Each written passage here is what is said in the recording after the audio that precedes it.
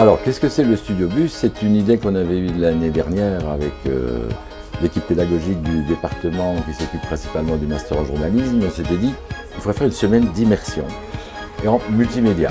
Ça va avoir lieu du mardi 27 mars au samedi 31 mars. Chaque journée va se composer de 3 journaux radio appelés Infobus à 10h, 13h et 18h. À ces journaux d'information s'ajouteront 4 émissions thématiques, une émission de débat de 11h à midi, une émission culture appelée Arébus de 14 à 15h.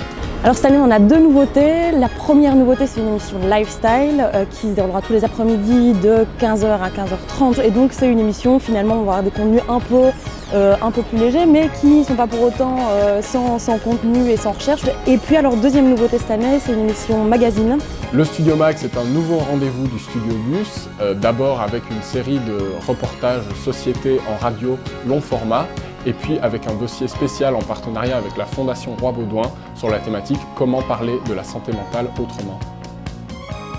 Alors qu'est-ce que ça change que ce soit les étudiants qui produisent l'info? La première grosse chose évidemment, c'est qu'ils vont choisir des angles qui s'adressent prioritairement aux étudiants, des angles auxquels les journalistes professionnels, on va dire, ne pensent pas toujours forcément. Et puis deuxième point fort aussi, je pense qu'un interlocuteur qui a face à lui un étudiant ne donnera pas forcément les mêmes réponses que face à un journaliste lambda.